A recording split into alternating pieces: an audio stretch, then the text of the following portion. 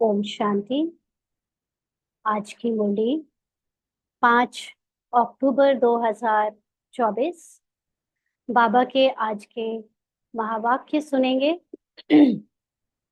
बाबा ने कहा, मीठे बच्चे। हाँ जी बाबा। बाबा आया है तुम बच्चों से दुख धाम का संन्यास कराने। यही है बेहद का संन्यास। हद का संन्यास और बेहद का संन्यास। हद का संन्यास मतलब मनुष्य रूप में संन्यास, और बेहद का संन्यास मतलब आत्मा का मनुष्य रूप से संन्यास। तो जब हम लोग अपने इस दुनिया में साकार लोक में पार्ट बजाते हुए अपने आप को फिजिकल चीजों से डिटैच करते हैं, या जो भी बातें हमको फिजिकली पकड़ कर रखती थी उनसे डिटैच हो जाते हैं, तो उसको संन्यास कहते हैं, वो जो कि लिमिटेड संन्यास है।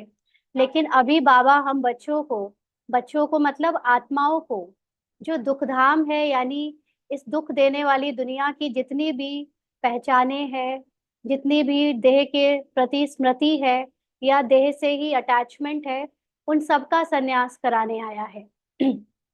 तो आत्मा का जो भी नहीं है उस सब को छोड़ना बेहद का संन्यास कहलाता है। आत्मा का क्या है और आत्मा का क्या नहीं है, ये पता होना बहुत जरूरी है। आत्मा के लिए आत्मा के 7 गुण, उसकी सर्व शक्तियां ही उसकी अपनी है। बाकी इसके विपरीत जो कुछ भी हमें संसार से मिला है, चाहे वो स्थूल भौतिक चीजें हैं, चाहे वो कोई देहधारी संबंध है, चाहे वो हमें शरीर से मिली हुई वासनाएं, अनुभव, या जो छोटे मोटे शरीर के दर्द, या छोटे मोटे या बड़े कुछ भी, है ना, जितने कर्म भोग हैं, जो कुछ भी हमें शरीर से मिलता है, फीलिंग्स, अटैचमेंट, सब कुछ, ये हमारा यानी आत्मा का सत्य नहीं है। इसलिए अब इस सब को छोड़ना है। तो बाबा आत्माओं का संन्यास कराने आया है।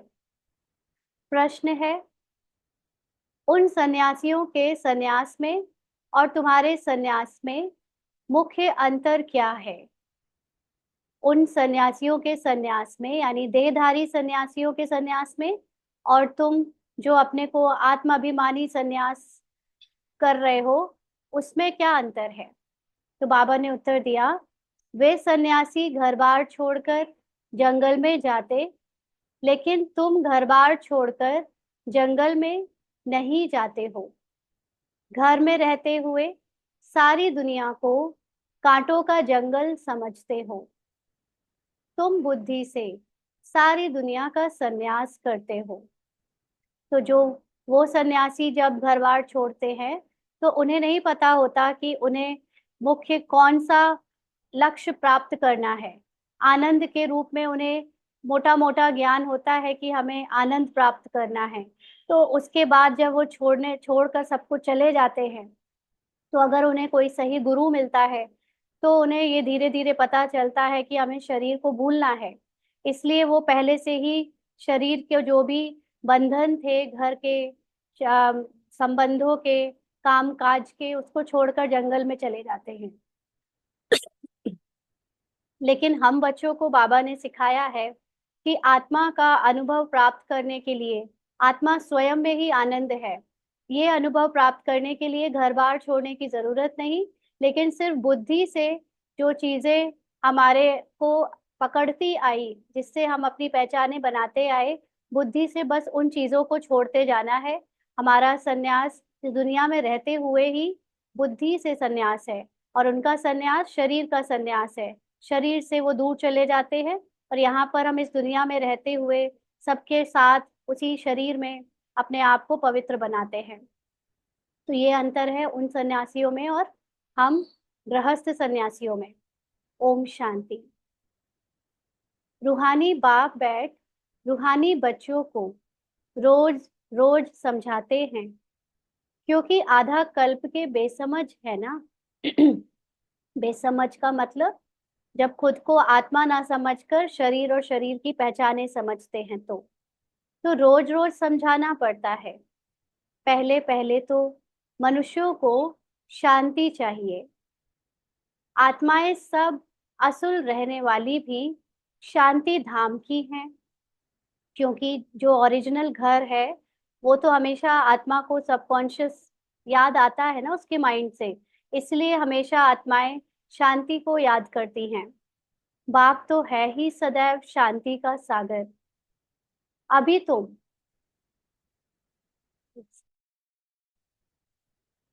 अभी तुम शांति का वर्षा प्राप्त कर रहे हो। कहते हैं ना, शांति देवा, अर्थात हमको इस सृष्टि से अपने घर शांति धाम में ले जाओ अथवा शांति का वर्षा दो। देवताओं के आगे अथवा शिव बाबा के आगे यह जाकर कहते हैं कि शांति दो, क्योंकि शिव बाबा है शांति का सागर। अभी तुम शिव बाबा से शांति का वर्षा ले रहे हो। बाप को याद करते करते तुमको शांति धाम में जाना है जरूर। तो शांति का वर्षा कैसे प्राप्त होता है? जब हम अपने को आत्मा निश्चय करते हैं, ये ज्ञान हमको जब बाबा से मिलता है, ज्ञान का वर्षा बाबा से लेकर हम अपनी सत्य अवस्था को जब जान जाते हैं, तो हमें अपने आप शांति का अनुभव होने लगता है। बाबा कहते हैं याद नहीं करेंगे तो भी जाएंगे जरूर। यानी शांति की स्थिति में जब ड्रामा एंड हो जाएगा, तब सभी आत्माओं को जाना तो जरूर है। भले याद करें, भले जाना चाहे चाहे ना जाना चाहे, सबको जाना है। याद इसलिए करते हो कि पापों का बोझा जो सिर पर है वह खत्म हो जाए। माना जो दुनिया में रहते हुए अभी कर्म भोग आ रहे हैं, हिसाब किताब आ रहे हैं, पापों के फल के रूप में हमको यहाँ पर जो दुख मिल रहे हैं, वो हमें बाबा की याद से खत्म हो जाए। बाकी जब शरीर छोड़े तो खुशी खुशी शरीर छोड़े, इसलिए बाबा को याद करते हैं। शांति और सुख मिलता है एक बाप से क्योंकि वह सुख और शांति का सागर है। वह चीज ही मुख्य है। शांति को मुक्ति भी कहा जाता है। अंडरलाइन, शांति को मुक्ति भी कहा जाता है। तो जब हम यहाँ पर रहते हुए जीते जी बुद्धि से, ड्रामा ड्रामा की पहचानों से, देहभान से जितना जितना मुक्त होते जाते हैं, उतना हम शांति को प्राप्त होते जाते हैं। इसलिए शांति अंदर ही है। केवल जो झूठी पहचाने और झूठे बंधन बनाए हुए थे, उसको उसके कारण हमें अपनी शांति अनुभव नहीं होती थी। इसलिए बाबा कहते हैं कि शांति को मुक्ति भी कहा जाता है। और फिर जीवन मुक्ति और जीवन बंध भी है। जीवन मुक्ति का अर्थ ड्रामा में पार्ट बजाते हुए सुख भोगना, दुखों से मुक्त रहना, और जीवन बंध का मतलब ड्रामा में पार्ट बजाते हुए अनेक बंधनों के बंधन में बंध कर अशांत और दुखी होना। अभी तुम जीवन बंध से जीवन मुक्त हो रहे हो। सतयुग में कोई बंधन नहीं होता है। मुख्य बंधन कहाँ पर है? सब मन और बुद्धि में है। ऊपर से जो बंधन देखने में आते हैं, ये सब बंधन हमने जानबूझकर बनाए हुए हैं। हमारे पिछले 63 जन्म के जो बिलीफ सिस्टम है, जो परंपराओं के रूप में हमने ही बनाए, उसको अपनी बुद्धि से स्वीकार करके जो आज तक चल रहे हैं, उसके कारण अपने को बंधन में रखते हैं, है ना। ये सारे स्थूल बंधन तो देखने में आते ही है, जो हमने अलग अलग पहचाने बनाई हैं रिश्तों में, या काम काज की जगह पर, या अपने फिजिकल भौतिक पहचानों से, कि हमारे पास पैसा है या हमारे पास पैसा नहीं है, हम फला है फला नहीं है। ये सारी चीजों की जो बंधन है वो कहीं और नहीं, सिर्फ बुद्धि में है। जितना जितना हम उनसे अपने आप को फ्री करते जाएंगे, कोई और पकड़ नहीं सकेगा, कोई जबरदस्ती आप पर वो बंधन थोप नहीं सकेगा। हमको अपने आप को पहले फ्री करना है। तो सतयुग में ये बंधन नहीं होते। कल जैसे समझा था कि सतयुग में कोई किसी को जब उस पर्टिकुलर रिश्ते के खातिर या उस पर्टिकुलर काम के खातिर रोकता टोकता नहीं है, समझाता नहीं है, ड्यूटी याद नहीं दिलाता है।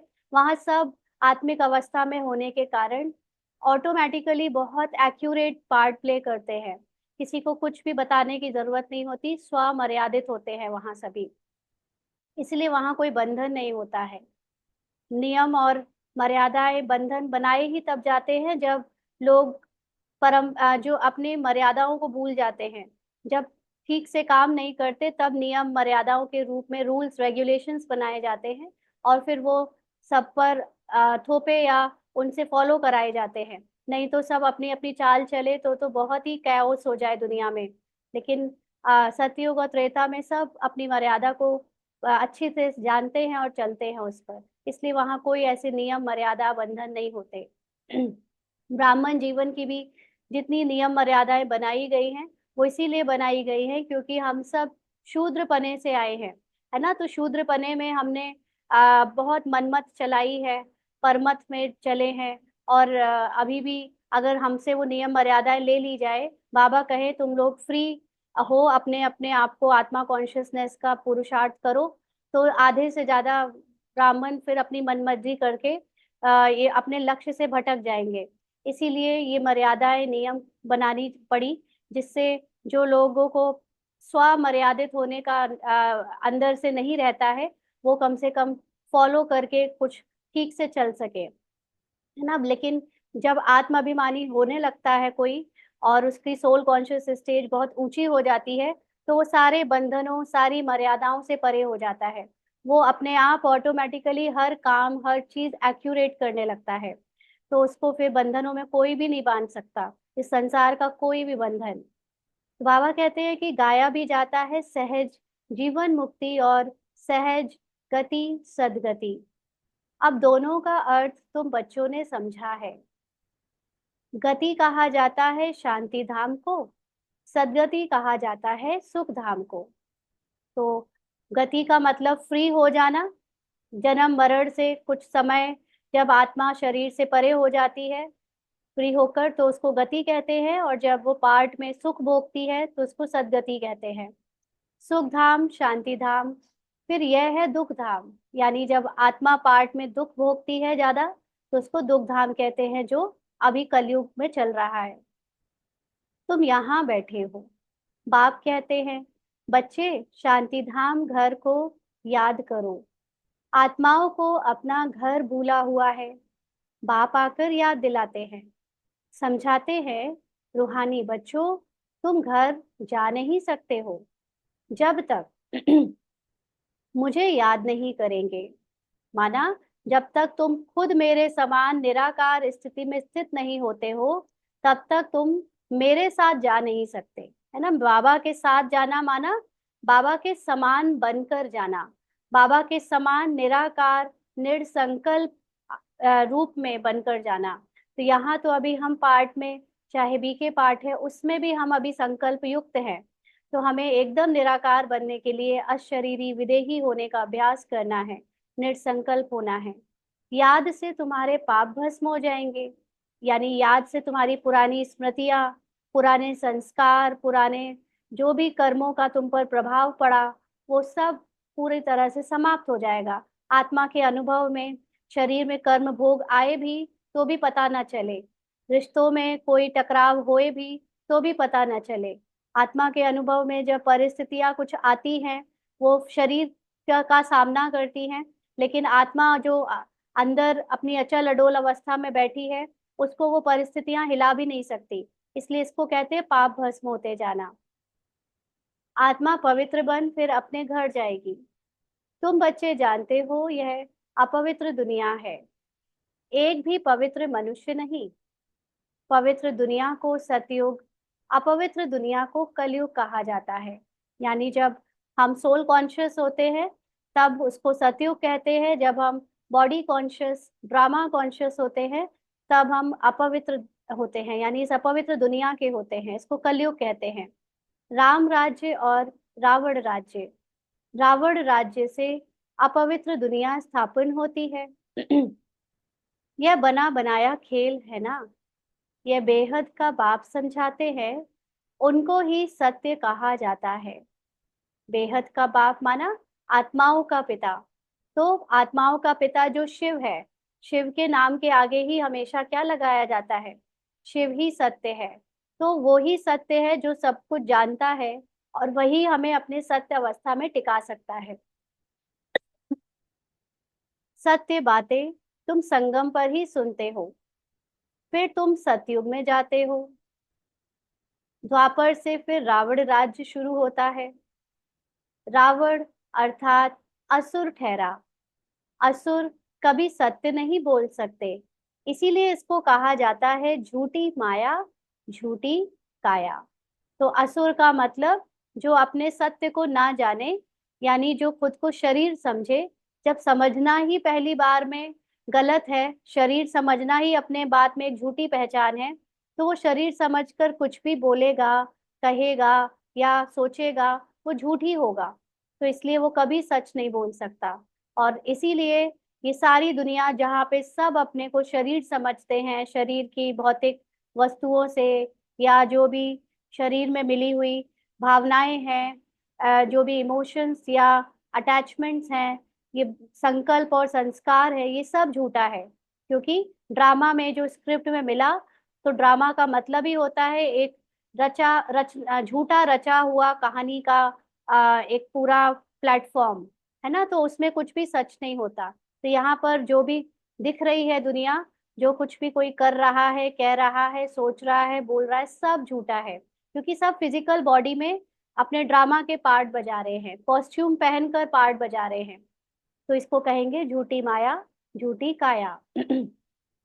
आत्मा भी झूठी है, तो शरीर भी झूठा है। आत्मा में संस्कार भरते हैं ना। तो आत्मा क्योंकि पार्ट में जब आती है, तो वो ही संस्कारों से, संकल्पों से या जो भी शरीर की पहचाने हैं उससे अटैच हो जाती है। क्योंकि जो आत्मा पार्ट में जब द्वापर से करती है देह भार में आना, तो उसके एक दूसरी आइडेंटिटी जो मन है, वो उसको पूरी तरह से डोमिनेट कर लेता है। क्योंकि आत्मा अपनी सत्य शक्तियों से अलग हो जाती है। तो इसलिए उसके अंदर जो मन में, बुद्धि में जो बातें हैं, उसी से संस्कार बनते हैं। जिसको बाबा ने कहा कि आत्मा में संस्कार भरते हैं।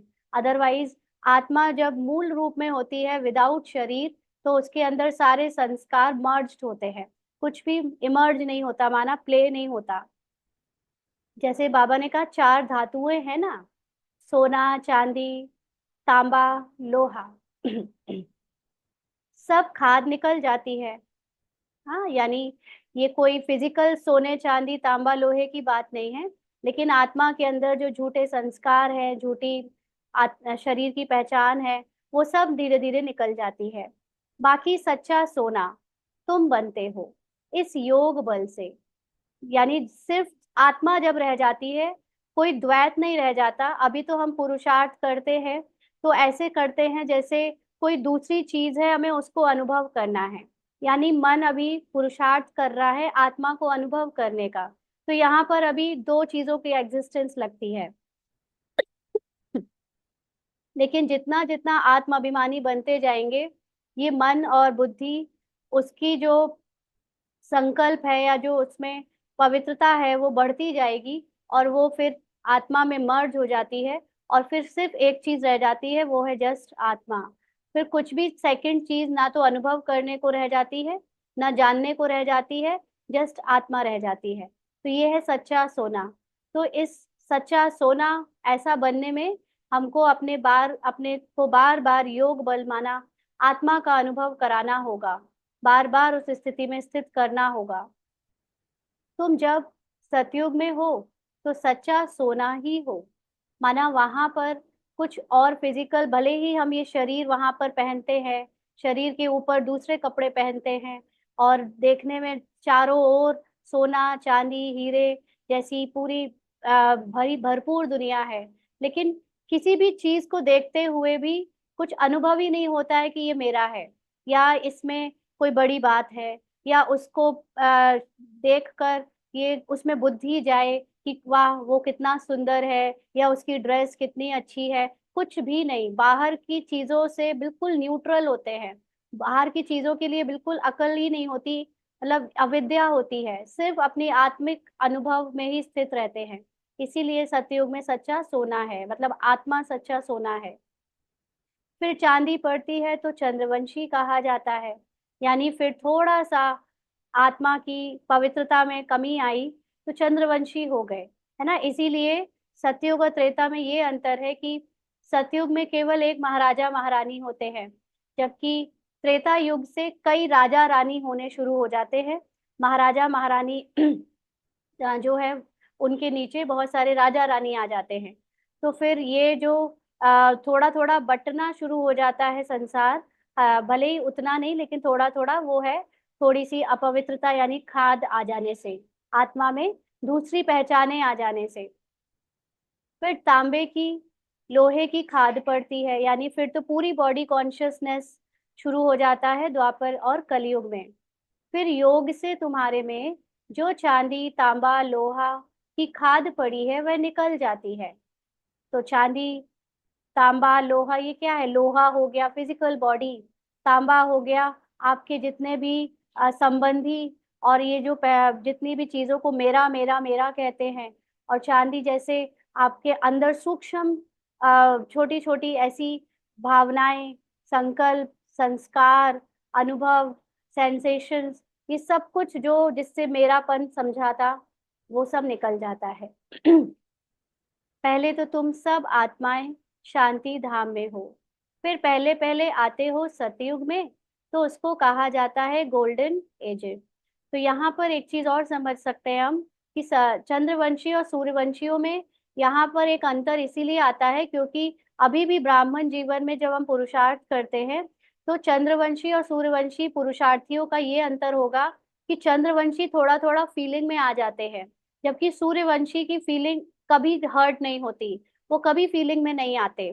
क्योंकि जो सूर्य होता है ना, तो जैसे सूर्य सदा ही पूरा चमकता है, और चांद होता है उसकी कलाएं कम होती है, घटती है, बढ़ती है। तो ऐसे ही हम जब पुरुषार्थ कर रहे हैं तो हम अपने आप को चेक करें कि हम अभी किस लेवल के पुरुषार्थ तक आ चुके हैं। अगर हम बार बार फीलिंग में आ रहे हैं, माना अभी हम चंद्रवंशी तक पहुंचे हैं, और अगर हमारे अंदर फीलिंग आना बंद हो गई, बार बार हर्ट होना बंद हो गया, इमोशंस के अप डाउन होने, मूड के स्विंग होना बंद हो गया, मतलब हम सूर्यवंशी में पहुंच रहे हैं। तो पुरुषार्थ की इस पैरामीटर से हम चेक कर सकते हैं कि अभी हम चंद्रवंशी तक पहुंचे या सूर्यवंशी बनेंगे। क्योंकि सतयुग में लक्ष्मी नारायण को या कृष्ण को बांसुरी बजाते हुए बड़े आनंद में मस्ती में दिखाया गया है। नारायण को भी शेषनाग के नीचे हाथ रखकर ऐसे लेटा हुआ मस्ती में आनंद में दिखाया गया है। जबकि श्री राम को धनुष बाण तीर और रोते हुए वियोग में सीता की याद करते हुए दुख में दिखाया है। तो इस समय हमारे पुरुषार्थ में भी ये सब अगर देखने में आता है कि बार बार हम अपनी अवस्था से नीचे गिरते हैं, मूल रूप की अवस्था से, तो अभी चंद्रवंशी तक पहुंचे हैं, है ना। लेकिन जब हम आनंद ही आनंद में रहने लगते हैं, आत्माभिमानी स्टेज है ही आनंद की स्टेज, तो हम सूर्यवंशी में पहुंच रहे हैं। तो बाबा कहते हैं कि पहले तो तुम सब आत्माएं शांति धाम में हो, फिर पहले पहले आते हो सतयुग में। यानी निराकार से जब अनादि स्वरूप से आदि स्वरूप में आते हैं, तो सबसे पहले सतयुग में आते हैं। तो उसको कहा जाता है गोल्डन एज। तुम सच्चा सोना हो, सोने में कोई खाद नहीं, 24 कैरेट का गोल्ड। योग बल से सारी खाद निकल कर बाकी सच्चा सोना बचता है। तो जितना आत्म अभिमानी स्टेज बनाएंगे, उतना देह की और झूठी पहचानें निकल जाएंगी, तो सिर्फ आत्मा रह जाएगी। शांति धाम को गोल्डन एज नहीं कहा जाता है। Golden age, silver age, copper age यहाँ कहा जाता है। माना जब मनुष्य पार्ट बजता है तभी ये एजेस चेंज होते हैं, गोल्डन सिल्वर कॉपर। शांति धाम में तो मनुष्य पार्ट ही नहीं है, शरीर ही नहीं है, आवाज ही नहीं है, कोई कर्म नहीं है, इसलिए वहां पर ये एजेस नहीं होते हैं, ये परिवर्तन नहीं होता है। वहां पे सदा एक जैसा अवस्था होती है आत्मा की, वो है निराकारी। शांति धाम में तो शांति है, शरीर के बिना तो शांति रहेगी। आत्मा जब शरीर लेती है तब गोल्डन एजेड कहा जाता है। फिर सृष्टि ही गोल्डन एज बन जाती है।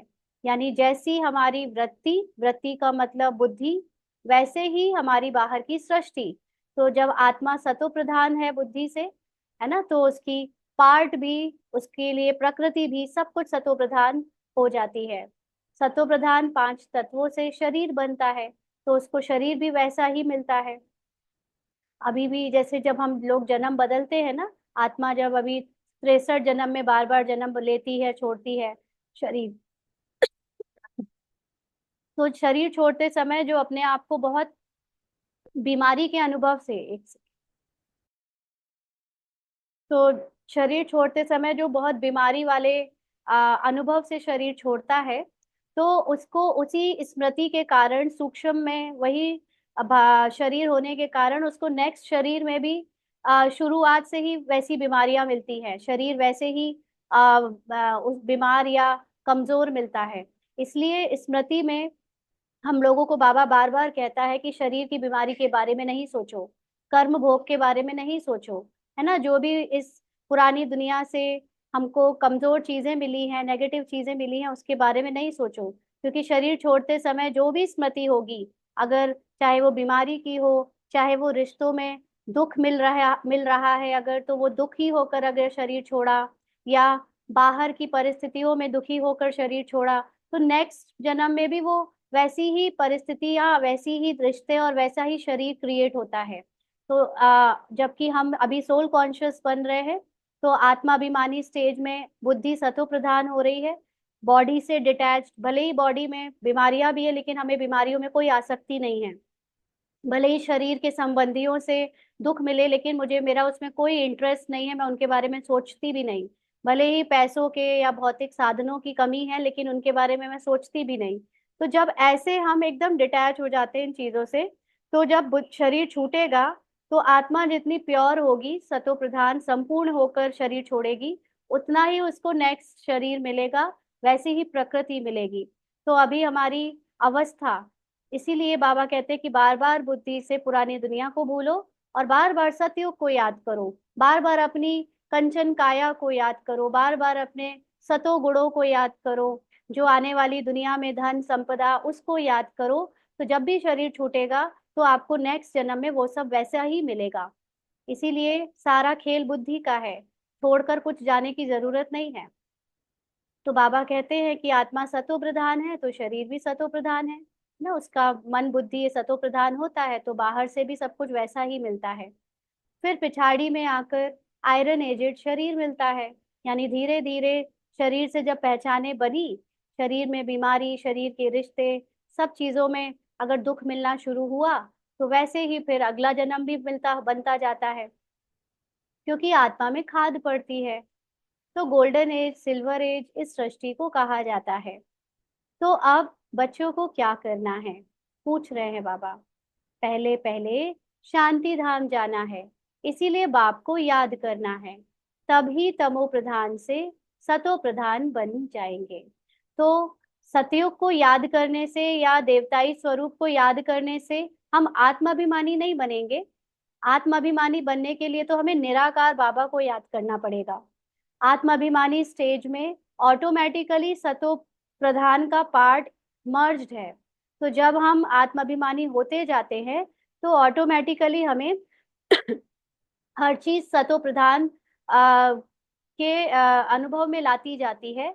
लेकिन क्योंकि बुद्धि हर समय निराकार अनुभव नहीं कर सकती, निराकारी रूप में नहीं टिक सकती, इसीलिए जब साकार पार्ट में हम कुछ सोचते हैं, तो तमो प्रधान और कलयुग का सोचने की जगह सतयुग का सोचे।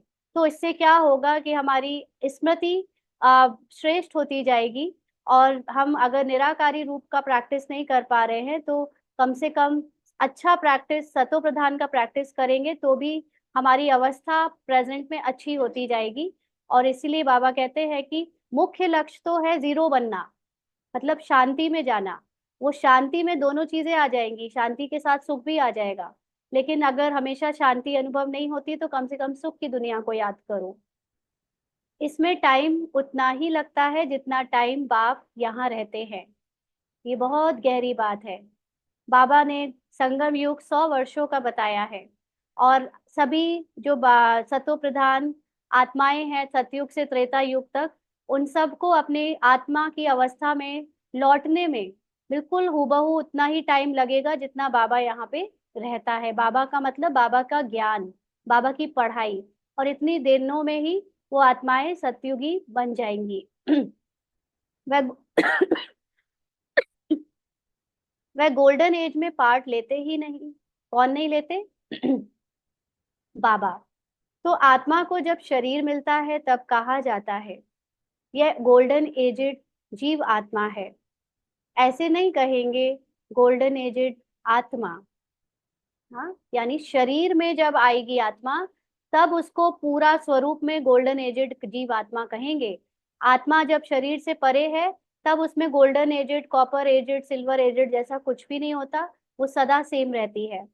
बाबा कहते हैं नहीं, गोल्डन एजेड जीवात्मा फिर सिल्वर एजेड जीवात्मा होती है। जीवात्मा का मतलब ह्यूमन बीइंग शरीर के साथ। तो यहाँ तुम बैठे हो, तुमको शांति भी है तो सुख भी प्राप्त होता है। तो क्या करना चाहिए? दुख धाम का संन्यास। कहाँ से? बुद्धि से ना। इसको कहा जाता है बेहद का संन्यास। उन सन्यासियों का है हद का संन्यास। घर बार छोड़कर जंगल में जाते हैं। उनको यह पता नहीं सारी सृष्टि ही जंगल है। आज भी आप जो सन्यासी आपके शहर में या आसपास घूम रहे होंगे, आप उनसे पूछोगे ना कि आपने किस चीज का सन्यास किया है और क्यों किया है। वो अभी, कई सन्यासी तो अभी भी नहीं बता सकेंगे कि हमको आत्माभिमानी बनना है ना। उनको सन्यास का अर्थ रिद्धि सिद्धि लगती है कि हमको कोई रिद्धि सिद्धि मिल जाए या हमको दुनिया से मोक्ष मिल जाए, ऐसी बातें उनको पता है। आत्मिक अनुभव को बहुत बहुत ही पहुंचे हुए बहुत श्रेष्ठ सन्यासी ही समझ पाए हैं। तो बाबा कहते हैं उनको ये नहीं पता कि ये सारा संसार ही जंगल है, ये कांटों का जंगल है। यह है कांटों की दुनिया, वह है फूलों की दुनिया। माना जब भी देह भान होगा तो कांटे यानी दुख मिलेगा, और जब आत्मा का अनुभव से सब जिएंगे तो सब एक दूसरे के साथ सुखी होकर रहेंगे। वह भले संन्यास करते हैं परंतु फिर भी कांटों की दुनिया में, जंगल में, शहर से दूर दूर जाकर रहते हैं। उन्हों का है निर्वृत्ति मार्ग, माना अकेले चलने वाला मार्ग। तुम्हारा है प्रवृत्ति मार्ग, माना परिवार के साथ चलने वाला मार्ग। तुम पवित्र जोड़ी थे, अभी अपवित्र बने हो। उनको गृहस्थ आश्रम भी कहते हैं। जब पवित्र जोड़ी होते हैं, जब युगल जो जोड़े होते हैं वो पवित्रता को फॉलो करते हैं, तब वो गृहस्थ आश्रम होता है। सन्यासी तो आते ही बाद में हैं। इस्लामी, बौद्धि भी बाद में आते हैं। क्रिश्चियन से कुछ पहले आते हैं। क्रिश्चियन को 2000 वर्ष हुए, बौद्धि को 2250 और इस्लामी को 2500 वर्ष हुए। तो यह झाड़ भी याद करना है, चक्र भी याद करना है। बाप कल्प कल्प आकर कल्प वृक्ष की नॉलेज देते हैं, क्योंकि खुद बीज रूप है, सत है, चैतन्य है। इसीलिए कल्प कल्प आकर कल्प वृक्ष का सारा राज समझाते हैं ना। कल्प कल्प वृक्ष को समझा था जो लोग नए ज्वाइन किया होगा। अगर तुम आत्मा हो परंतु तुमको ज्ञान सागर, सुख का सागर, शांति का सागर नहीं कहा जाता। क्यों नहीं कहा जाता? क्योंकि अभी हम खुद को क्या समझते हैं? शरीर समझते हैं ना। भले ही जान गए हैं कि हम आत्मा हैं, लेकिन अभी तक पूरी तरह आत्मा का अनुभव में टिके तो नहीं है, निराकारी बाबा की तरह। यह महिमा एक ही बाप की है जो तुमको ऐसा बनाते हैं। बाप की यह महिमा सदैव के लिए है। तो बाबा हमेशा रहता है वैसे, और हम केवल जब जितनी देर निराकार होते हैं उतनी देर ही उस अवस्था को अनुभव कर पाते हैं। तो बाबा कहते हैं सदैव वह पवित्र है और निराकार है, सिर्फ थोड़े समय के लिए आते हैं पावन बनाने। सर्वव्यापी की तो बात ही नहीं, यानी हर किसी के अंदर कहीं भी नहीं आ जाता। हर किसी का ज्ञान परमात्मा का ज्ञान नहीं है। बाबा का ज्ञान सिर्फ एक ही जगह एक ही बार में आता है, और वह बस वही एक आकर दे सकता है। तुम जानते हो बाप सदैव वहां ही रहते हैं। भक्ति मार्ग में सदैव उनको याद करते हैं। सतयुग में तो याद करने की दरकार नहीं रहती है। रावण राज्य में तुम्हारा चिल्लाना शुरू होता है। चिल्लाना मतलब दुख फील करना शुरू होता है। वही आकर सुख शांति देते हैं, तो फिर जरूर अशांति में उनकी याद आती है। बाप समझाते हैं हर 5000 वर्ष के बाद मैं आता हूँ। आधा कल्प है सुख और आधा कल्प है दुख। आधा कल्प के बाद ही रावण राज्य शुरू होता है। तो शुरू के 2500 वर्ष सोल कॉन्शियस होने के कारण हम लोग सुखी रहते हैं। और द्वापर से कलयुग तक 2500 वर्ष तक हम बॉडी कॉन्शियस होने से दुखी रहते हैं। तब बाबा कहते कि इसमें मूल, इसमें पहला नंबर मूल है देह अभिमान। दुख क्यों शुरू होता है? क्योंकि खुद को देह और देह की पहचान से जानने लगते हैं। उसके बाद ही फिर और विकार आते हैं। फिर काम, क्रोध, लोभ, मोह, अहंकार और उनके बाल बच्चे सब आने लगते हैं। अब बाप समझाते हैं, अभी भी हम में से ज्यादातर लोगों का पुरुषार्थ किस चीज का हो रहा था कि हम काम छोड़ दे, क्रोध छोड़ दे, लोभ छोड़ दे, मोह छोड़ दे, अहंकार छोड़ दे। ये इन विकारों का हम त्याग कर रहे थे। लेकिन इससे भी आगे जो त्याग है वो है अपनी इन पहचानों का, कि मैं किसी की माँ हूँ, किसी की पत्नी हूँ, किसी की पिता हूँ, किसी का मैं अमीर हूँ, गरीब हूँ। ये पहचानों को भी त्यागना। और इससे भी सूक्ष्म और एडवांस लेवल का त्याग है कि ये संकल्प मेरे हैं, ये संस्कार मेरे हैं, ये जो बोले जा रहे शब्द मेरे हैं, ये सब कुछ छोड़ना। ये और एडवांस लेवल है। इसलिए अभी तक हम फिजिकल लेवल पे तो पुरुषार्थ कर रहे थे कि हम क्रोध ना करें, लोभ ना करें। उसमें कई लोग सफल भी हुए, कई लोग नहीं हो पा रहे, क्योंकि वो जो संस्कार क्रोध का है या मोह का है, वो 63 जन्म का बनाया हुआ है। ऊपर की शक्ति से वो खत्म नहीं हो सकता। समझ से हम जितना कर सकते थे कर लिया, लेकिन एक लेवल के बाद वहां पे पुरुषार्थ स्टॉप हो जाता है, माना उसके बाद वो संस्कारों का परिवर्तन होना बंद हो जाता है। तो तब ये ज्ञान समझ आता है कि जो संस्कार ड्रामा में, पार्ट में पहले से स्क्रिप्टेड है, किसी के क्रोध के, किसी के मोह के, किसी के अंदर अहंकार के, वो तो वैसे ही बजेंगे। उसको तो जैसे लिखा है ड्रामा में वैसे ही बजना है। लेकिन मैं आत्मा वो संस्कारों का पार्ट बजाते हुए भी वो हूं नहीं। मैं क्रोध का पार्ट बजाते हुए भी वो क्रोध मैं नहीं हूँ। मैं शांति हूँ, मैं निरहंकारी हूँ, मैं संतुष्टता हूँ। जबकि पार्ट में अभी अहंकार भी चल रहा है, लालच भी चले, क्रोध भी आए, लेकिन वो मैं नहीं हूँ। तो जब आत्मा अपने उस सत्य में स्थित होने लगती है, बार बार अपने सत्य को ही पकड़ कर रखती है, बाहर की झूठी पहचानों से अपना अटैचमेंट तोड़ देती है, तब असल में कहा जाए कि वो देही अभिमानी बन रही है। तो इसीलिए बाबा कहते हैं कि और विकार अपने को शरीर समझने के बाद आते हैं। तो अब बाप समझाते हैं, अपने को आत्मा समझो, देही अभिमानी बनो। अभी 1 मिनट के लिए सभी अशरीरी हो जाएं और अपनी आत्मिक स्थिति में स्थित होकर एकदम शरीर के भान से परे हो जाएं। बाबा को याद करें।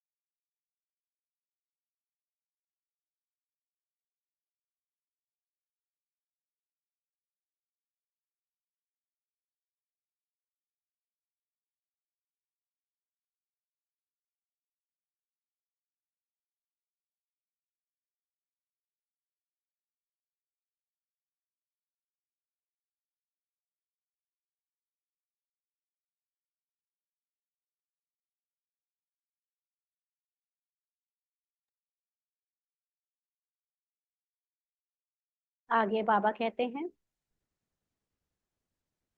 अपने को आत्मा समझो, देही अभिमानी बनो। आत्मा की भी पहचान चाहिए। अंडरलाइन। इसीलिए जब तक आत्मा के सत्य स्वरूप का ज्ञान नहीं है, हम बार बार धोखा खाते रहेंगे माया से और ड्रामा के बज रहे पार्ट से। तो अभी हम लोगों ने कुछ दिन पहले जो एडवांस आत्मा का कोर्स किया था, उसमें आत्मा की क्या क्या पहचाने हैं और क्या क्या देह की पहचाने हैं, उसका अंतर हमने समझा था। उसको आज हम फिर से शेयर करेंगे और उसको आप लोग देखिएगा। है ना, अभी भी हम कहाँ कहाँ फंस जाते हैं, अटक जाते हैं। वो बहुत जरूरी है जानना, ताकि पार्ट प्ले करते समय हम अटेंशन रख सकें कि यहाँ पर जो पार्ट मेरा बजा वो मेरा सत्य नहीं है ना। तो मनुष्य तो सिर्फ कहते हैं आत्मा भ्रकुटी के बीच चमकती है। बाबा 3 बार से, अभी मुझे जो याद है उसमें लगातार बाबा ये बता चुके हैं कि भक्ति में ऐसा कहा जाता है, मनुष्य ऐसे कहते हैं कि आत्मा भ्रकुटी के बीच है, आत्मा प्रकाश का बिंदु है, या ऐसा आत्मा अंगुष्ठ मिसल है।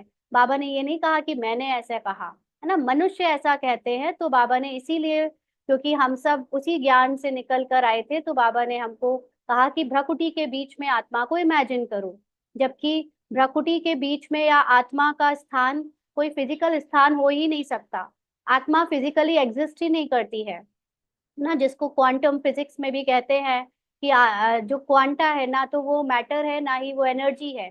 तो इसीलिए आत्मा को इस शरीर में पार्ट बजाने के लिए जो साक्षी वाला पार्ट मिला है, वो अपने पार्ट को बजता हुआ देखती है। तो इसलिए भ्रकुटी के बीच में हम इमेजिन इसलिए करते हैं क्योंकि मेडिटेशन में हमको जब एकाग्र होना होता है तो किसी चीज में तो बुद्धि लगानी पड़ती है, नहीं तो एकाग्र नहीं हो सकते, समझ नहीं सकते कि कहाँ पे देखें। इसीलिए जो हमारे सारे चक्र हैं उसमें से सबसे श्रेष्ठ चक्र है आज्ञा चक्र। तो बुद्धि यहाँ पर ही लगती है हमें कि यहाँ से ही बुद्धि काम करती है, इसीलिए हम वहां पर उसको इमेजिन करते हैं, है ना। बाकी ये मनुष्य कहते हैं कि आत्मा भ्रकुटी के बीच में है, बाबा ने ऐसे नहीं कहा कि मैं कहता हूँ, है ना। तो तुम अभी समझते हो, वह है अकाल मूरत। उस अकाल मूरत आत्मा का तख्त यह शरीर है। पूरे शरीर में एनर्जी है ना। ऐसा तो नहीं कि सिर्फ आंखें हिल रही हैं क्योंकि आत्मा यहाँ बैठी है। पैर की उंगलियों से लेकर सर के बाल तक सब कुछ आत्मा के होने से चालू हो रहा है, मशीन चल रही है। इसलिए बाबा कहते हैं कि अब अकाल मूर्त, जिसको काल नहीं खा सकता, जो टाइम से समय से परे है आत्मा, वह शरीर में रहती है। आत्मा बैठती बैठती भी भ्रकुटी में है। तो बैठने का मतलब है कि हमको बुद्धि के और मन के द्वारा जो शरीर को चलाना है, हमको मतलब आत्मा को, वो मन बुद्धि जो ब्रेन से एक्टिवेट होता है वो पूरे शरीर को फिर चलाता है। इसीलिए उसको हम यहाँ पर समझते हैं कि है, या यहाँ पर ही हम फोकस करते हैं। अकाल मूर्त का यह तख्त है, सब चैतन्य अकाल तख्त है। सब चैतन्य यानी मैं कॉन्शियसनेस, मैं अवेयरनेस, मैं एक चेतना अकाल तख्त हूँ। मैं समय से परे हूँ, मैं मृत्यु जीवन से परे हूँ, मैं अमर हूँ। इसलिए इसको तख्त बोला। तख्त का बात हमारे लिए कोई सिंहासन नहीं रखा है जिसमें हम बैठते हैं, लेकिन तख्त का मतलब कि हम हमेशा ही चेतना है, हमेशा ही अकाल है, हमेशा ही समय से और मृत्यु से परे हैं। वह अकाल तख्त नहीं जो अमृतसर में लकड़ी का बना दिया है ना। कोई भी फिजिकल चीज नहीं चाहिए आत्मा को बैठने के लिए। बाप ने समझाया है, जो भी मनुष्य मात्र है, सबका अपना अपना अकाल तख्त है। माना हर फिजिकल आइडेंटिटी, आत्मा जब अपने को अलग समझने लगती है, मन बुद्धि से पहचान बनकर हमारे पार्ट द्वैत में आ जाते हैं, अलग अलग होने लगते हैं, तो फिर सब मनुष्य मात्र को, सबको अपनी अपनी आत्मा अलग लगती है। आत्मा आकर यहाँ विराजमान होती है। सतयुग हो या कलयुग हो, आत्मा का तख्त है ही यह मनुष्य शरीर ना। पूरे शरीर में आत्मा आकर पार्ट बजाती है। तो कितने अकाल तख्त हैं। जो भी मनुष्य मात्र है, अकाल आत्माओं के तख्त हैं, यूज करने के लिए हैं। आत्मा एक तख्त छोड़ झट दूसरा लेती है। पहले छोटा तख्त होता है, माना पहले छोटा शरीर होता है, फिर बड़ा होता है। यह शरीर रूपी तख्त छोटा बड़ा होता है। वह लकड़ी का तख्त जिसको सिख लोग अकाल तख्त कहते हैं, वह तो छोटा बड़ा नहीं होता। यह किसी को भी पता नहीं है कि सब मनुष्य मात्र को अकाल तख्त यह भ्रकुटी है। तो बाबा अकाल तख्त को भ्रकुटी में बार बार इसीलिए कह रहा है क्योंकि हम वहीं पे उसको इमेजिन करते हैं। आत्मा अकाल है, कभी विनाश नहीं होती। आत्मा को तख्त भिन्न भिन्न मिलते हैं। सतयुग में तुमको बड़ा फर्स्ट क्लास तख्त मिलता है, उनको कहेंगे गोल्डन एजेड तख्त, माना शरीर एकदम कंचन काया। फिर उस आत्मा को सिल्वर, कॉपर, आयरन एजेड तख्त मिलता है, यानी शरीर फिर वैसे ही जन्म लेते लेते पुराना और बीमार होने लगता है। फिर गोल्डन एजेड तख्त चाहिए तो जरूर पवित्र बनना पड़े। तो जिसको बहुत सुंदर काया चाहिए, कंचन काया, उसको अपनी आत्मा की स्थिति में स्थित होना पड़ेगा, पवित्र होना पड़ेगा। इसलिए बाप कहते हैं, मामेकम याद करो तो तुम्हारी खाद निकल जाएगी, अपवित्रता निकल जाएगी, फिर तुमको ऐसा दैवी तख्त मिलेगा। अभी ब्राह्मण कुल का तख्त है, अभी शरीर और पार्ट किसका चल रहा है? ब्राह्मण कुल का। पुरुषोत्तम संगम युग का तख्त है। हाँ, तो अब ये तख्त कोई बैठने वाली जगह तो नहीं है ना, संगम युग की वो एक कोई फिजिकल चीज है उसमें बैठ गए हैं हम। पुरुषोत्तम संगम युग का तख्त है, माना अभी हम इस समय में अपने पार्ट को प्ले करते हुए देख रहे हैं। फिर मुझ आत्मा को यह देवताई तख्त मिलेगा।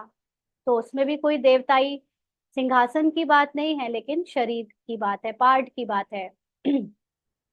यह बातें दुनिया के मनुष्य नहीं जानते। देह अभिमान में आने के बाद एक दो को दुख देते रहते हैं, इसलिए उनको दुखधाम कहा जाता है। अब बाप बच्चों को समझाते हैं, शांति धाम को याद करो जो तुम्हारा असली निवास स्थान है। सुख धाम को याद करो, इनको भूलते जाओ, इनसे वैराग। क्योंकि फिजिकल कॉन्शियसनेस है, जब तक हम बॉडी और पार्ट्स में अटैच्ड हैं तब तक निराकारी अवस्था बनाना मुश्किल होता है। और जब तक हम निराकारी नहीं बना पा रहे तो कम से कम हम साकारी में ही बेहतर पार्ट को याद करें, कलयुग की जगह सतयुग को याद करें, तो हम अपने आप कलयुग से वैराग्य पालेंगे, है ना। तो इसलिए बाबा कहते हैं कि सुख धाम को याद करो। ऐसे भी नहीं सन्यासी मिसल घर बार छोड़ना है, तो डरने की कोई बात नहीं है। क्योंकि बाबा के कई नए नए बच्चे या जो पुराने भी हो गए हैं वो भी, उनको भी लगता है कि हमें ये सब छोड़ देना है। घर में रहते हैं लेकिन सब रिश्तेदारियों से तोड़ दिया है, कुछ भी करते मतलब एकदम अपने को अलग कर लिया है, ऐसे भी नहीं करना है। सबके बीच में रहते हुए आत्माभिमानी बनना है। बाप समझाते हैं, वह एक तरफ अच्छा है, दूसरे तरफ बुरा है। सन्यास जो सन्यासी करते हैं वो एक तरफ अच्छा है, दूसरी तरफ बुरा है। तुम्हारा तो अच्छा ही है, घर गृहस्थी में रहते हुए सारे सुख भोगते हुए जो फिजिकल मिले हुए हैं, उसको उसके साथ रहते हुए भी हम अपने को आत्माभिमानी बना सकते हैं। जबकि वो लोग तो इतना हठयोग करते हैं, खाना पीना उनका कितना वो दुश्वार हो जाता है, पैरों में छाले पड़ जाते हैं, शरीर के वस्त्र भी नहीं होते, है ना। कितनी उनकी तपस्या कठिन है। यहाँ तो सब कुछ है, हवा में बैठे हैं, लेकिन आत्माभिमानी बनना अच्छा है ऐसे में। उनका हठयोग अच्छा भी है, बुरा भी है। क्योंकि देवताएं जब वाम मार्ग में जाते हैं तो भारत को थमाने के लिए पवित्रता जरूर चाहिए। अब बाकी के देश तो टूट गए, जब से द्वापर शुरू हुआ भारत से टूटकर अलग अलग दूर दूर चले गए। लेकिन जो अभी भारत भारत जितना हिस्सा बचा हुआ है वो अखंड रहे, या वो कम से कम थमा रहे, उसमें उसकी पावर्स पूरी तरह विदेशियों को ना चली जाए, लूज ना हो जाए, उसकी इंटीग्रिटी बनी रहे। उसके लिए ये सन्यासी जो हठयोग करते हैं, उनकी योग से, उनकी पावर से भारत थमा रहता है, उनकी पवित्रता से थमा रहता है। इसलिए वो अच्छा भी है, तो उसमें भी मदद करते हैं। भारत ही अविनाशी खंड है। बाप का भी आना यहाँ होता है। तो जहाँ पर बेहद का बाप आते हैं, यानी आत्माओं का पिता आता है, वह सबसे बड़ा तीर्थ हो गया ना। सर्व की सदगति बाप ही आकर करते हैं। इसीलिए भारत ही ऊंच से ऊंच देश है। और भारत में ऊंच से ऊंच तीर्थ है बाबा का घर मधुबन, माउंट आबू। मूल बात बाप समझाते हैं, बच्चे याद की यात्रा में रहो, माना कंटिन्यू अपने को बार बार याद में आत्मा को इमर्ज करो। बाबा को, बाबा की सुप्रीम महिमा में खुद को टिकाओ। गीता में भी मन मनाभव अक्षर है, परंतु बाप कोई संस्कृत तो नहीं बतलाते हैं। हाँ, ऐसी भाषा बाबा क्यों बोले जिसको समझाने के लिए कुछ थोड़े से ही ठेकेदार समझाएं, और वो भी चाहे जो बोले हमें सब मानना पड़ेगा। ऐसी भाषा समझनी चाहिए ना जिसको कॉमन हर कोई समझ सके, जो भारत में सबसे ज्यादा बोली जाती है। तो बाप मनमनाभव का अर्थ बताते हैं। क्या होता है मनमनाभव का अर्थ? देह के सब धर्म छोड़ अपने को आत्मा निश्चय करो। तो देह के धर्म क्या है? मैं पत्नी हूँ, मैं स्त्री हूँ, मैं माँ हूँ, मैं मेरा पास ये है, मेरा घर है, मेरी गृहस्थी है, ये सब छोड़कर सिर्फ आत्मा निश्चय करो। आत्मा अविनाशी है, वह कभी छोटी बड़ी नहीं होती। अनादि अविनाशी पार्ट भरा हुआ है, ड्रामा बना हुआ है। पिछाड़ी में जो आत्माएं आती हैं उनका बहुत थोड़ा पार्ट है। माना जो कलयुग के एंड में ड्रामा में पार्ट बजाने आएंगी, क्लाइमेक्स के समय आएंगी, तो थोड़ा सा ही पार्ट रह जाएगा बजाने को। बाकी आत्मा के अंदर अपने पूरे 84 जन्म, जिसके अंदर जितना सालों का या जन्मों का पार्ट है, वो सब पहले से फिक्स्ड है। बाकी टाइम शांति धाम में रहते हैं, स्वर्ग में तो आ ना सके। पिछाड़ी को आने वाले वहां ही थोड़ा सुख, वहां ही थोड़ा दुख पाते हैं। जो जहां पर पैदा होगा, जिस पार्ट को प्ले करेगा, वहीं पे सुख और दुख दोनों पालेगा। जैसे दिवाली पर मच्छर कितने ढेर निकलते हैं, सुबह को उठकर देखो तो सब मच्छर मरे पड़े होंगे, है ना, आजकल हो रहा है ऐसा। तो मनुष्यों का भी ऐसे ही पिछाड़ी में आने वाले की क्या वैल्यू रहेगी। जैसे जानवर मिसल ठहरे, उनका आना ना आना सिर्फ भीड़ बढ़ा देता है, पॉपुलेशन बढ़ा देता है, बाकी उनका कोई काम नहीं है ऐसे इस पूरे ड्रामा में कोई खास। तो बाप समझाते हैं ये सृष्टि का चक्र कैसे फिरता है। मनुष्य सृष्टि रूपी झाड़ छोटे से बड़ा, बड़े से छोटा कैसे होता है। सतयुग में कितने थोड़े मनुष्य, कलयुग में कितनी वृद्धि हो, झाड़ बड़ा हो जाता है। मुख्य बात बाप ने इशारा दिया है, गृहस्थ व्यवहार में रहते मामेकम याद करो, 8 घंटा याद में रहने का अभ्यास करो। तो बाबा हमको ये मिनिमम टारगेट दे रहा है कि अपने को 8 घंटा चलते फिरते काम करते, अभ्यास का मतलब है प्रैक्टिस करो, जिससे तुम अपने को सोल कॉन्शियस में स्थित कर सको। तो इसमें आपका ज्ञान से अभ्यास करो, चाहे ड्रिल करो, चाहे बैठकर योग करो, है ना, ये चाहे बीच बीच में सेवा करो, सब कुछ मिला जुला कर 8 घंटा करो कम से कम। 24 घंटे में से 1/3 हिस्सा कम से कम इसमें लगाओ। तो फिर जब ये बाउंड्री पार हो जाएगी तो आपकी आत्मिक अवस्था जल्दी बनेगी। इसलिए बाबा मिनिमम हमको इतना टारगेट अचीव करने को कहता है। बाकी आत्मा अभिमानी स्थिति तो हमको 24 घंटे तक बढ़ानी है। तो बाबा कहते हैं याद करते करते आखिरी पवित्र बन बाप के पास चले जाएंगे, तो स्कॉलरशिप भी मिलेगी। स्कॉलरशिप का मतलब फिर जो बाबा के बनने का मतलब आत्माभिमानी स्टेज से आपको शरीर के भान में जो भी दुख मिलना है उससे पूरी तरह मुक्ति मिल जाएगी। तो बाबा के साथ बिना दुख भोगे जाएंगे। पाप अगर रह जाएंगे तो फिर जन्म लेना पड़े।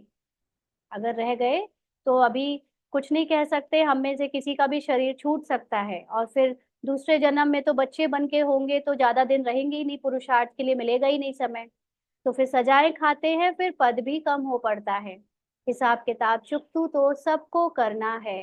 पिछले 63 जन्म में बॉडी कॉन्शियसनेस के साथ जितने विकर्म किए हैं वो सब तो चुकाने पड़ेंगे।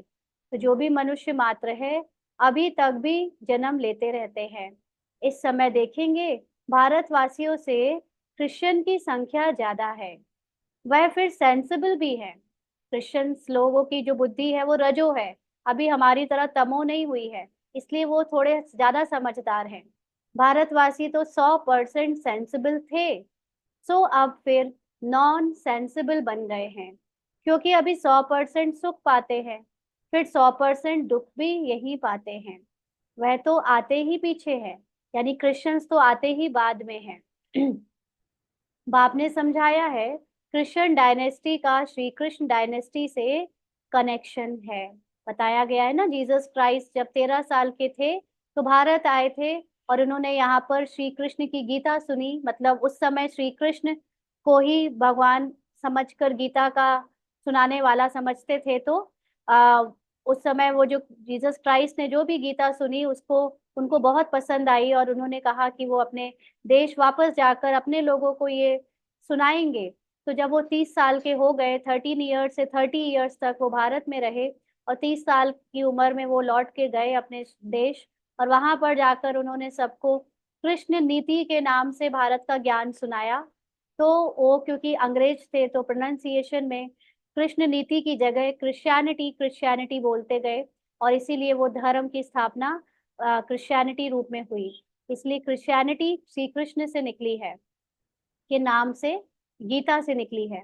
क्रिश्चियन ने राज्य छीना, फिर क्रिश्चियन डायनेस्टी से ही राज्य मिलना है, यानी इन्हीं से ही जो यूएस, रशिया और आज जो सुपर पावर है, ये सारा राज्य उनका ट्रांसफर हो जाएगा वापस भारत में। इस समय क्रिश्चियन का जोर है, उन्हों को भारत से ही मदद मिलती है। अभी भारत भूख के मरता है तो रिटर्न सर्विस हो रही है ना। अभी भारत वर्ल्ड बैंक से जो लोन लेता है या जो भी विदेशियों से लेता है, वो सब वापस ले रहा है, लौटाना नहीं पड़ेगा, क्योंकि भारत अकेला रह जाएगा, बाकी सब खत्म हो जाएंगे। यहाँ से बहुत धन, बहुत हीरे जवाहरात आदि वहां ले गए हैं। जब वो लोगों का राज्य था भारत में, तो वो लोग यहाँ से बहुत कुछ ले चुके हैं ले जा चुके हैं, बहुत धनवान बने हैं। तो अब फिर धन पहुंचाते रहते हैं, उनको मिलने का तो है ही नहीं, माना वो अब वापस नहीं ले पाएंगे हमसे। तो अब तुम बच्चों को तो बहुत, सॉरी, तो अब तुम बच्चों को तो कोई पहचानते नहीं है। हाँ, वो जो देवी देवता मंदिरों में खड़े हैं, जिनकी मूर्ति खड़ी है, वो हम ही हैं, ये कोई पहचानते नहीं है। अगर पहचानते तो आकर हमसे राय लेते। तुम हो ईश्वरीय संप्रदाय, जो ईश्वर की राय पर चलते हो, वही फिर ईश्वरीय संप्रदाय से दैवी संप्रदाय बनेंगे, फिर क्षत्रिय, वैश्य, शूद्र संप्रदाय बनेंगे। अभी हम सो ब्राह्मण हैं, फिर हम ही सो देवता, हम सो क्षत्रिय। हम सो का अर्थ देखो कितना अच्छा है। हम सो माने हम ही वो बनेंगे, है ना। हमने ही वो पार्ट बजाया है। यह बाजोली का खेल है, जिसको समझाना बहुत सहज है। बाजोली का मतलब बच्चे जो वो कुलाटी मारने वाला खेल खेलते हैं ना, पैर पकड़ कर घूमते हैं, तो ये बिल्कुल वैसे ही है कि हम ही देवता, हम ही क्षत्रिय, हम ही वैश्य, हम ही शूद्र, हम ही ब्राह्मण बने, और फिर हम ही फिर देवता बनेंगे। परंतु माया भुला देती है, फिर दैवी गुणों से आसुरी गुणों में ले जाती है। अपवित्र बनना आसुरी गुण है ना, माना अपने को ड्रामा के बॉडी कॉन्शियसनेस में ले आना, पहचान में ले आना, ये आसुरी गुण है। अच्छा, मीठे मीठे सिकी लदे बच्चों प्रति माता पिता बाप दादा का याद प्यार और गुड मॉर्निंग। रूहानी बाप की रूहानी बच्चों को नमस्ते। हम रूहानी बच्चों की रूहानी बाप दादा को याद प्यार, गुड मॉर्निंग और नमस्ते बाबा। शुक्रिया, थैंक यू बाबा। धारणा के लिए मुख्य सार, पहला पॉइंट, स्कॉलरशिप लेने के लिए गृहस्थ व्यवहार में रहते कम से कम 8 घंटा बाप को याद करने का अभ्यास करना है, कम से कम। बाकी सोल कॉन्शियस आइडेंटिटी तो चलते फिरते, बात करते, काम करते, कुछ भी करते बनाओ, तो इससे निरंतर अभ्यास बढ़ता जाएगा, निरंतर होने का अभ्यास बढ़ता जाएगा। और कम से कम अपने आप को पढ़ाई में, इस स्पिरिचुअल स्टडी में, बाबा के ज्ञान के मनन चिंतन में, है ना, ड्रिल करने में, या जो बार बार हम योग बैठ कर रहे हैं, चाहे चलते फिरते ध्यान में है, अपनी आत्मा की कॉन्शियसनेस में है, या सेवा कर रहे, सब मिला जुला कर कम से कम 8 घंटा हमें स्पिरिचुअल जीवन में जरूर लगाना चाहिए। और याद के अभ्यास से ही पाप कटेंगे और गोल्डन एजेड तख्त मिलेगा। तो पाप कटने का मतलब है जितना हम आत्माभिमानी बनेंगे, आत्म शरीर के भान से परे होते जाएंगे, तो शरीर के जो भी कर्म भोग जो आएंगे, वो हमें प्रभावित नहीं करेंगे, इन्फ्लुएंस नहीं करेंगे, और फिर गोल्डन एजेड का तख्त मिल जाएगा। इस दुखधाम से बेहद का वैराग्य कर अपने असली निवास स्थान शांति धाम और सुख धाम को याद करना है। आत्मा इस संसार में केवल मेहमान बनकर कुछ समय और पाठ बजाएगी, और उसमें ही उसको अपनी आत्माभिमानी स्थिति का अनुभव भी करना है। इसलिए अपने शांति धाम और सुख धाम को याद करना है। देह अभिमान में आकर किसी को दुख नहीं देना है। कल भी हमने समझा था दुख देने का मतलब क्या होता है।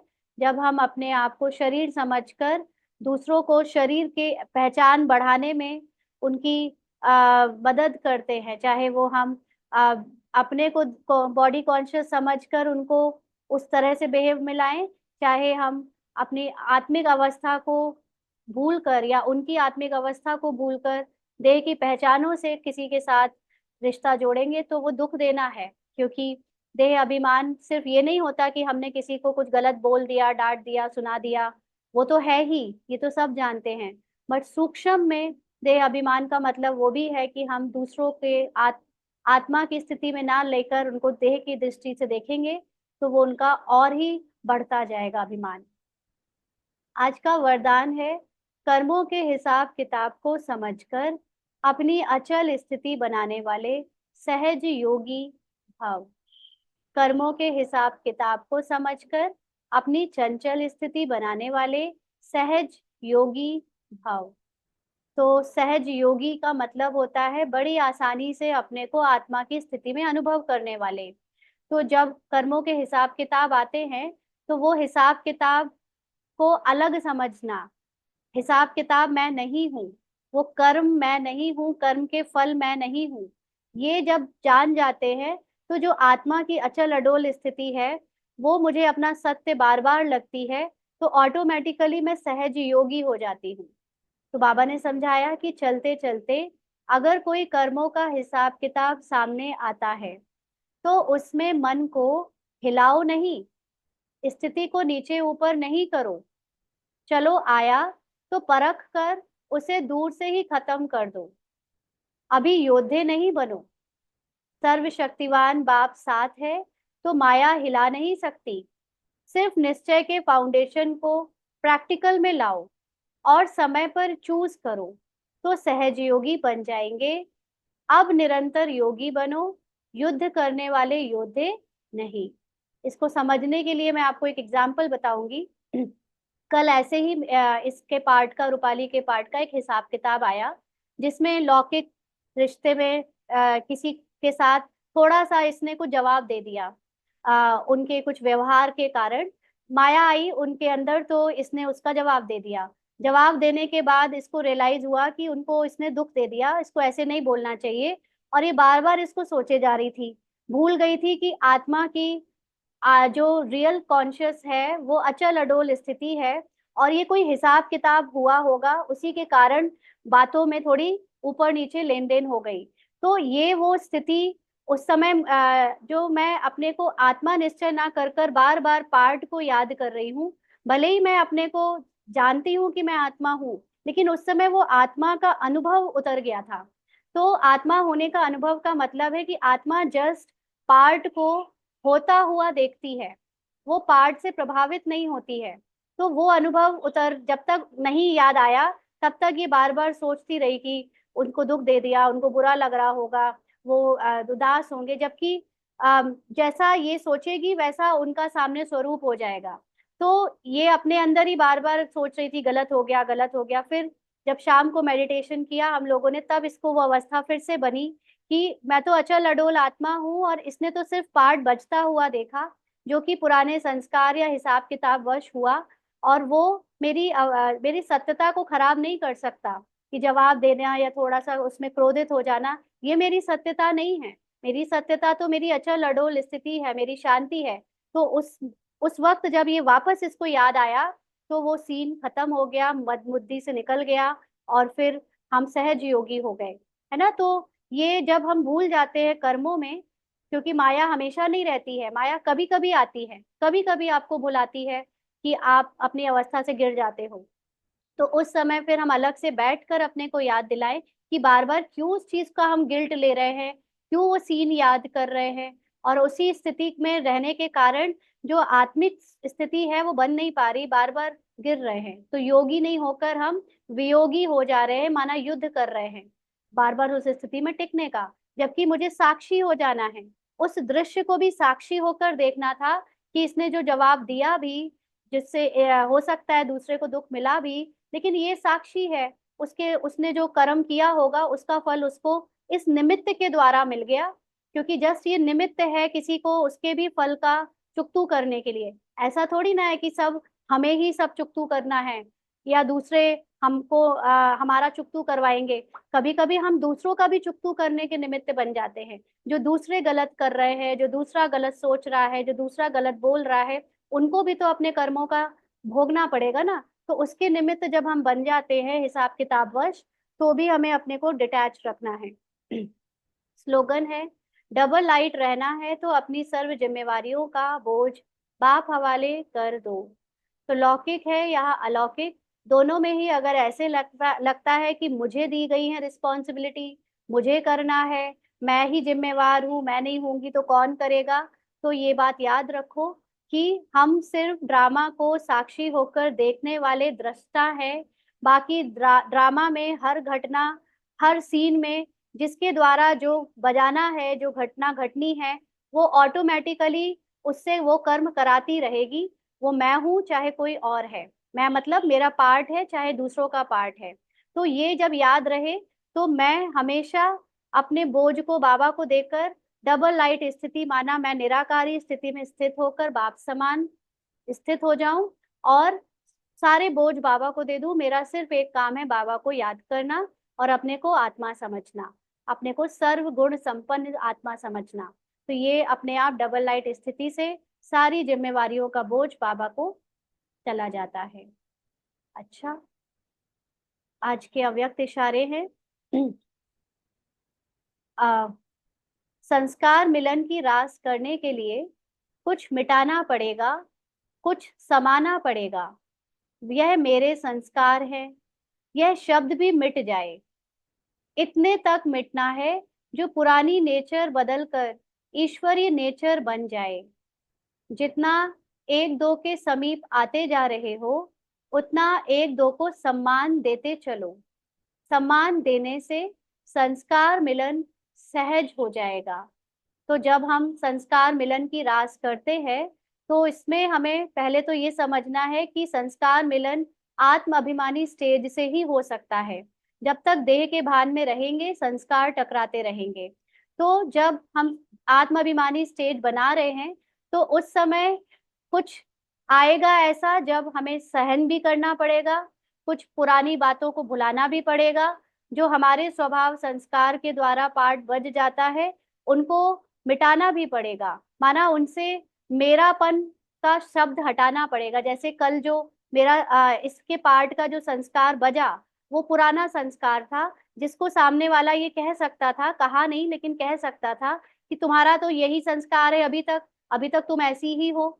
तो अगर मैं उसको मेरा समझ लूं कि मैं अभी भी ऐसी ही हूँ, मतलब मैं फिर अपनी आत्मिक अवस्था में नहीं टिक पाऊंगी। तो मेरी आत्मिक अवस्था कहती है कि तुम सत्य में अचल अडोल शांत स्वरूप प्रेम स्वरूप आत्मा हो। लेकिन संस्कार झूठा है, संस्कार ड्रामा ने दिया, तो ड्रामा में जो बजना है वो मेरा नहीं है। तो जब इस हद तक हम पुरानी नेचर संस्कार को समर्पण कर देंगे कि वो मेरा नहीं है, मेरा ईश्वरीय नेचर ही मेरा नेचर है, तब हम एक दूसरे के प्रति संस्कार मिलन की रास कर पाएंगे।